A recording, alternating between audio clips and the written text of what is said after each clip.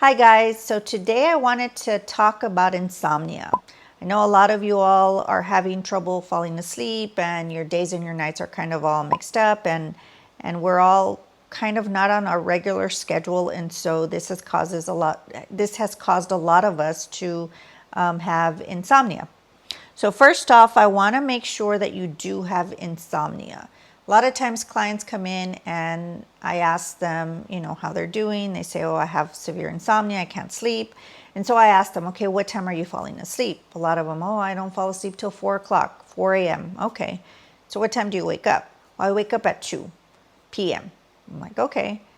4, 5, 6, 7, 8, 9, 10, 11, 12, 1, 2. So you're sleeping 10 hours. Are you waking up after you fall asleep? No.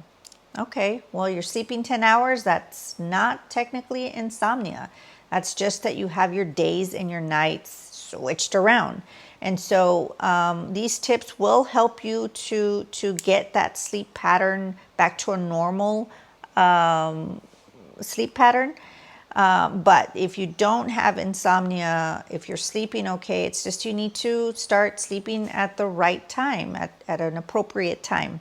So also, you need to make sure that you don't have any underlying medical condition, something that might be causing your insomnia. A lot of times depression, pain, there's a lot of different other things. Bipolar, if you have a manic episode, then you don't sleep and you go sometimes days without sleeping. So you need to make sure that you go see a mental health care professional or a medical doctor if you do have other concerns. But number one thing to do to help you with your insomnia or to help you get back to a normal sleep hour is turn off your technology. You hear about this all the time.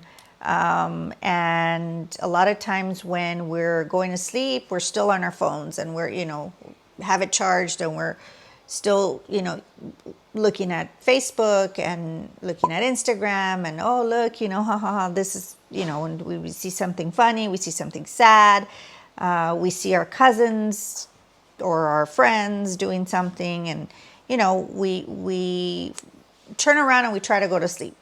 So our mind is very powerful. Our mind's still thinking even when we're asleep.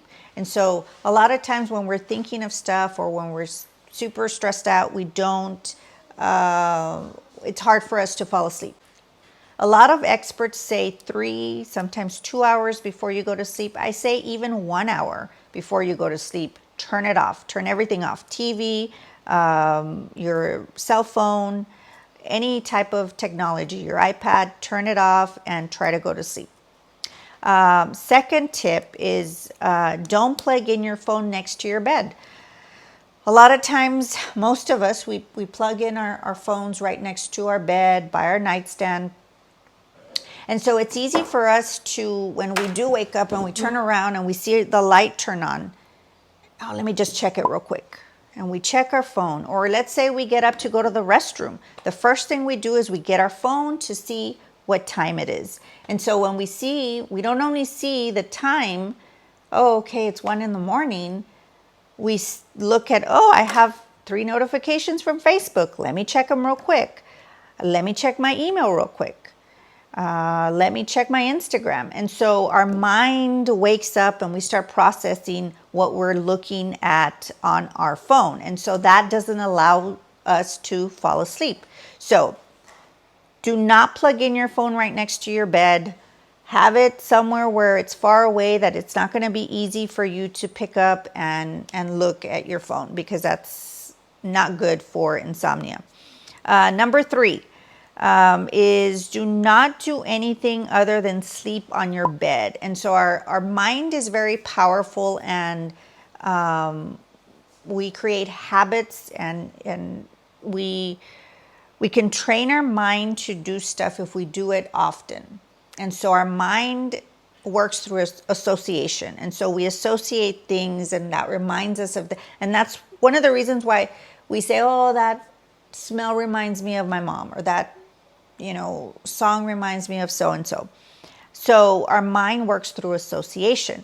And so if you're on your bed and that's where you're working on your laptop, 2 hours before going to sleep, and you're eating on your bed, and you're calling your friends on your bed. If you're doing multiple things on your bed, then your body kind of freaks out. It doesn't know what to do when you're on your bed. So your bed should just be for sleeping, and that's it. Don't do anything else as far as work and cell phone, and watch movies, watch TV on your bed. That's not good, because you trick your mind into thinking that it's not for sleeping, and so you don't want to do that.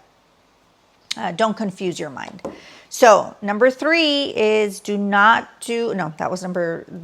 already did number 3. The next is little by little fix your sleep schedule with waking up early. So a lot of times when we want to switch back to, okay, now, after spring break or after the summer, the kids are back at school and back at work, for those of you that are teachers, and I need to start waking up earlier.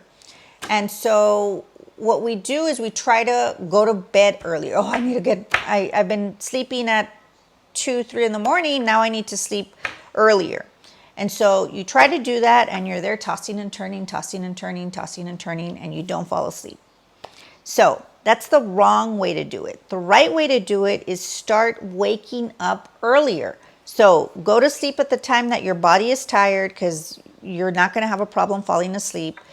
So if you're going to sleep at 2 in the morning, go to sleep at 2 in the morning. But the next day, you need to wake up an hour before you were waking up previously. So let's say you're sleeping at 2 in the morning and waking up at 10.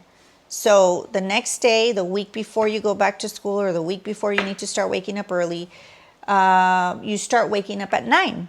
You're forcing yourself to wake up an hour earlier. And every day it'll be an hour earlier. So the next day you force yourself to wake up at 9. The next day you force yourself to wake up at 8. The next day and so by the time you know it, you're tired. And so you are falling asleep earlier. You are falling asleep at 9, at 10, at 11, at 12. You're falling asleep at a more appropriate time. So instead of trying to go to sleep earlier, try to wake up earlier. And eventually your sleep schedule will fall into place, and you'll get back to an appropriate sleep pattern. The next thing is meditation. And I did a video yesterday, and so it's still on YouTube, and you can look it up. I did it for stress, anxiety, and insomnia, but I didn't cut out I wish I would have cut out the end, because I want you all to do that and just fall asleep and not have to listen to me after we finish the meditation. So maybe I'll do another one. But anyways, meditation. The video is great for, stress, anger, insomnia.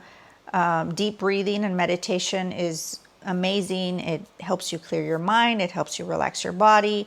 And so learning some sort of meditation, guided imagery, mindfulness training, even turning on white noise. I don't know if any of you all, it's an app on your phone.